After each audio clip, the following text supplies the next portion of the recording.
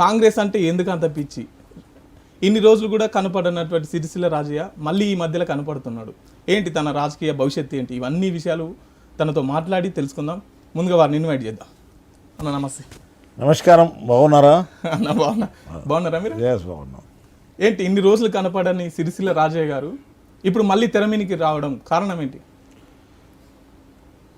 నేను చాలామందికి తెలుసు, కాంగ్రెస్ పార్టీలో నేను 2009లో నేను జాయిన్ అయిన నుంచి ఇప్పటి వరకు తొనకక బెనకక ఏ దిక్కు చూడకుండా కాంగ్రెస్ పార్టీ విధానాలకు మా కుటుంబం మేము చిన్నతనం నుంచి కట్టుబడి ఉండి ఆ పార్టీ యొక్క ఎదుగుదలకు పనిచేస్తూ ఉన్నాం.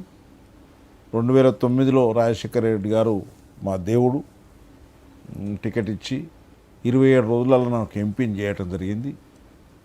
వరంగల్ ప్రజలు పిరికేడు నాకు తెలిస్తే గంపెడు ఓట్లేసి నన్ను ఎంపీ చేసిండ్రు. వాళ్లకు నా చర్మం ఒలిచి చెప్పులు కుట్టించినా తప్పలేదు, తక్కువనే. అయితే వాళ్ళు ఇచ్చిన ఒక్క ఓటును వాళ్ళు మర్చిపోవచ్చు.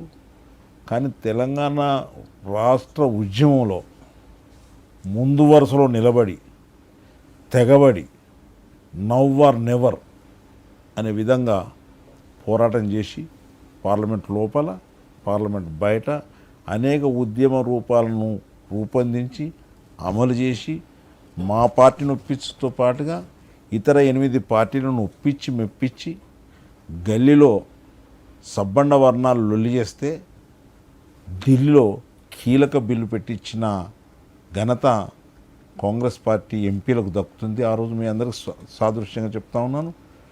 ఆ ఇచ్చిన ఘనత కాంగ్రెస్ పార్టీ అమ్మ సోనియమ్మ తెలంగాణ తల్లి అయింది అనేటువంటి మాట తెలియజేసుకుంటూ, మీరు ఇంకో మాట కూడా అన్నారు, కాంగ్రెస్ పార్టీ అంతా మీకు ఎందుకు అంత అభిమానము?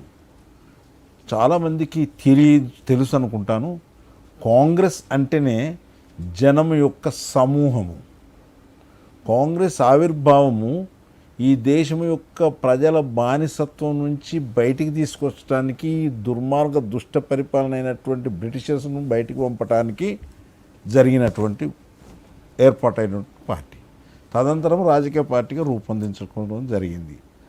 ఆ రోజు స్వాతంత్రం వచ్చిన మొదటి రోజు చాలామంది అర్థం చేసుకుంటానికి ప్రయత్నం చేయాలని, వాక్ స్వేచ్ఛ లేదు, అడిగేటోడు లేరు, ఏ డిమాండ్ లేకపోయినా ప్రజాస్వామ్యాన్ని ఆవిష్కరించి ప్రజల చేత ప్రజల కొరకు ప్రజల వల్ల ఏర్పడేటువంటి ప్రజాస్వామ్యాన్ని దేశానికి అందించిన ఘనత కాంగ్రెస్ పార్టీ అనేటువంటి మాట సందర్భంగా తెలియజేస్తాము. ఆ రోజుల్లో 565 మంది రాజులు, 1000 మంది పైన సంస్థానాధీశులు ఉన్నది ఈ దేశంలో. స్వతంత్రం వచ్చినాడు ఆ రాజులు మాకే ఇవ్వాలని డిమాండ్ చేసినప్పటికీ ఇది ప్రజలకు పోవాలి అనేటువంటి ఆలోచన చేసింది కాంగ్రెస్ పార్టీ. సరే, కాంగ్రెస్ పేదవానికి ఒకటే ఓటిచ్చి,